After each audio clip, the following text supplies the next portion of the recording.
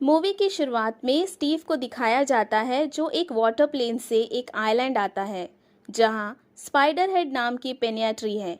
ये कंपनी द्वारा बनाई गई मेडिसिन का जेल में सजा काट रहे कैदियों पर उनके सहमति से केमिकल टेस्ट किया जाता है ताकि उस मेडिसिन का सफल परीक्षण कर मार्केट में आम इंसान के लिए उपलब्ध किया जा सके।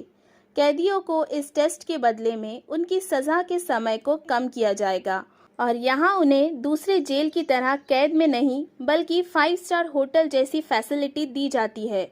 यहाँ वो खुद की मर्जी से घूम सकते हैं और मनचाहा खाना खा सकते हैं।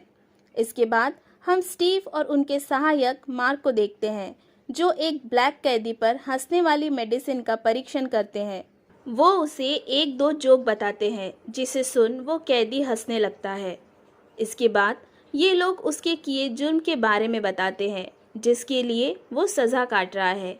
फिर भी वो कैदी खुद की हंसी नहीं रोक पाता। ये देख स्टीव बेहद खुश हो जाता है क्योंकि उनका ये मेडिसिन टेस्ट सफल हो जाता है। इसी तरह स्टीव बेहद सी मेडिसिन का टेस्ट अलग अलग कैदियों पर उनके कमर पर लगाए गए एक डिवाइस द्वारा करता है जिनमें कुछ सफल तो कुछ असफल होते हैं। ये मेडिसिन सभी कैदियों की भावनाओं और साथी के बारे में उनकी धारणाओं को बदल देते हैं। इनमें से एक टेस्ट लव ड्रग पर होता है जिसका इस्तेमाल कैदियों के बीच संबंध का परीक्षण करने के लिए किया जाता है। एक कैदी जिसका नाम जेफ होता है जो नशे में गाड़ी चलाते हुए एक एक्सीडेंट में अपने दोस्त को मारने की अपनी पिछली गलती से उभर रहा होता है। उसे और हैदर नाम की लेडी कैदी को लव ड्रग दिया जाता है और इन पर परीक्षण किया जाता है। कुछ ही देर में वो मेडिसिन के डोज की वजह से दोनों एक दूसरे की तरफ आकर्षित हो जाते हैं और इंटीमेट होने लगते हैं।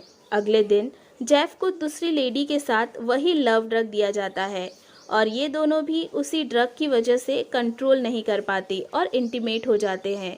ये सफल परीक्षण देख स्टीव और उसका साथी मार्क बेहद खुश हो जाते हैं। अगले दिन एक टेस्ट के लिए स्टीव जेफ को उन दोनों लेडी में से किसी एक को चुनने के लिए कहता है ताकि उनमें से एक को डार्कनफ्लॉक्स ड्रग्स देना है। डार्कनफ्लॉक्स ड्रग्स एक दवा है जो तीव्र शारीरिक और मनोवैज्ञानिक दर्द को प्रेरित करती है। दर्द के बारे में सुनकर जेफ चुनने से इनकार करता है तो स्टीव पूछता है कहीं तुम इनसे प्यार तो नहीं करने लगे हो। इस पर जेफ ये दवा करते हुए मना कर देता है कि वह विशेष रूप से उनमें से किसी के लिए कुछ भी महसूस नहीं करता है, लेकिन वो किसी को भी दर्द नहीं देना चाहता क्योंकि वो खुद एक्सीडेंट के दर्द से गुजर चुका है। ये सुनकर स्टीव को लगता है कि लव ड्रग का टेस्ट कुछ काम नहीं आया तो स्टीव उसे कहता है अगर तुम किसी एक को नहीं चुनोगे तो तुम्हें यहाँ से वापस उसी जेल में भेजा जाएगा जहाँ से तुम्हें लाया गया था। वहाँ तुम्हें इस जेल की तरह आज़ादी नहीं होगी। फिर भी जेफ किसी एक को चुनने से मना कर देता है। इसीलिए स्टीव टेस्ट कैंसिल कर जेफ को 24 घंटों का समय देता है और चुनने के लिए कहता है। हालांकि जेफ एक अलग कैदी लीजी के लिए अपनी भावनाएं रखता है। अगले दिन स्टीव जेफ को सॉरी कहता है और उसे बताता है कि उच्च अधिकारियों ने उसके लिए चुनाव कर लिया है। 2 महिलाओं में से छोटी हैदर को एक डोज के साथ इंजेक्शन लगाया जाना चाहिए।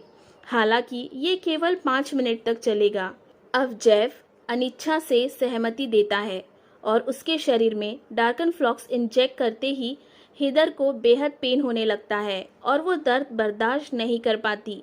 इसीलिए कुछ ही देर में वो खुद का गला चीरकर सुसाइड कर लेती है। उसे देखने जैसे ही स्टीव प्रोजेक्शन रूम से बाहर निकलता है तब वह अपने सीक्रेट चाबियों का सेट नीचे गिरा देता है। जेफ दौड़कर चाबियां उठा लेता है और स्टीव के डेस्क के ड्रॉर को अनलॉक करता है तो उसे पता चलता है कि कोई उच्चतर अधिकारी नहीं है। इन सब के पीछे स्टीव का ही हाथ है। वो खुद के कंपनी की बनाई बेहद सी मेडिसिन का अमानवीय प्रयोग कर रहा है। स्टीव जेफ की तरफ देखता है तो उसे कुछ महसूस होता है, इसलिए वो वापस प्रोजेक्शन रूम की ओर जाने लगता है। जेफ भी स्टीव के वापस आने से पहले सब कुछ चेक कर जैसे का वैसा रख चाबियां उसी जगह फेंक देता है और चुपचाप अपनी जगह बैठ जाता है। स्टीव वापस आता है तो देखता है कि जेफ शॉक में है तो वो उसे सांत्वना देता है कि इसमें उसकी कोई गलती नहीं है। इसके बाद लिज़ी के साथ बातचीत के दौरान ये पता चलता है कि जेफ ने न केवल अपने दोस्त को कार दुर्घटना में मार डाला, बल्कि उसकी प्रेमिका को भी मार डाला। ये सुनकर लिज़ी उसे शांत कर गले लगाती है और उसे किस करती है। अब जेफ मार्क को समझाता है कि तुम स्टीव के गलत काम में उसकी मदद क्यों कर रहे हो। तो मार्क बताता है कि मुझे लगा ये लोगों की भलाई के लिए कर रहा है, लेकिन अब वो स्टीव के इरादों से सावधान हो जाता है और जेफ के साथ मिलकर एक योजना तैयार करता है। अगले दिन स्टीव लिज़ी पर प्रयोग करता है। अब डार्कनफ्लॉक्स मेडिसिन लिज़ी को लगाई जाएगी, जिसके लिए तुम्हें सहमति देनी होगी। अब यहाँ जेफ को पता चलता है कि डार्कनफ्लॉक्स एक अनुपालन मेडिसिन B6 का परीक्षण है। अन्य मेडिसिन केवल एक साइड प्रोजेक्ट है जिनका उपयोग B6 के अंतिम परीक्षण के लिए किया जाता है। अब तक कैदियों पर जितने भी परीक्षण हुए हैं वो हर समय परीक्षणों के लिए सहमति होते रहे हैं, क्योंकि वे वास्तव में अज्ञानकारिता यानी कि B6 मेडिसिन के प्रभाव में थे। जब किसी भी मेडिसिन का परीक्षण सफल होता था तो स्टीव खुद के शरीर में उसी डिवाइस द्वारा प्रोजेक्ट कर उसका एक्सपीरियंस लेता था। मार्क को ये बात पता थी, इसीलिए जेफ के बताए प्लान के अनुसार मार्क स्टीव के डिवाइस में B6 के साथ सभी मेडिसिन डाल देता है और छुट्टी का बहाना कर पुलिस को इन्फॉर्म करने शहर चला जाता है। अब जब स्टीव जेफ को लिज़ी को B6 इंजेक्ट करने के लिए खुद का मोबाइल देता है तो जेफ मौका देखकर स्टीव के डिवाइस से स्टीव को भी B6 के साथ एक एक कर सभी मेडिसिन को इंजेक्ट कर देता है, जिससे उसकी हालत खराब होने लगती है। जेफ स्टीव को थंब स्कैन कर जेल का फ्रंट डोर ओपन कर देता है और लिज़ी को बचाने चले जाता है। वो किसी तरह लिज़ी को बचाकर भागने का प्रयास करता है, लेकिन स्टीव माइक द्वारा बाकी कैदियों को उन दोनों को इस प्रोजेक्ट का दुश्मन बताता है और यदि ये दोनों यहाँ से भाग गए तो सब बर्बाद हो जाएगा और सब कैदियों को ये ऐशो आराम की सर्विस छोड़ वापस उनके जेल जाना पड़ेगा।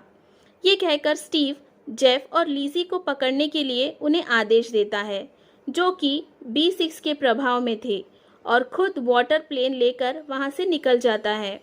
दूसरी तरफ मार्क पुलिस को लेकर आइलैंड पर आ जाता है और इधर जेफ और लिज़ी कैदियों से लड़ते झगड़ते किसी तरह खुद को बचाकर वहां खड़ी एक बोट से समंदर में निकल जाते हैं और आसमान की ओर धूप देखकर बेहद खुश होते हैं।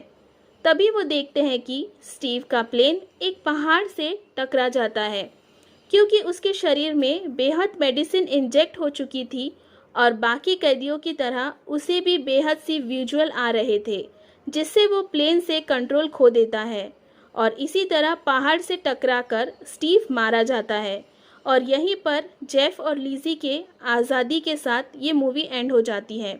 अगर आपको मूवी की एक्सप्लेनेशन अच्छी लगी हो तो वीडियो को लाइक और चैनल को सब्सक्राइब करें। धन्यवाद।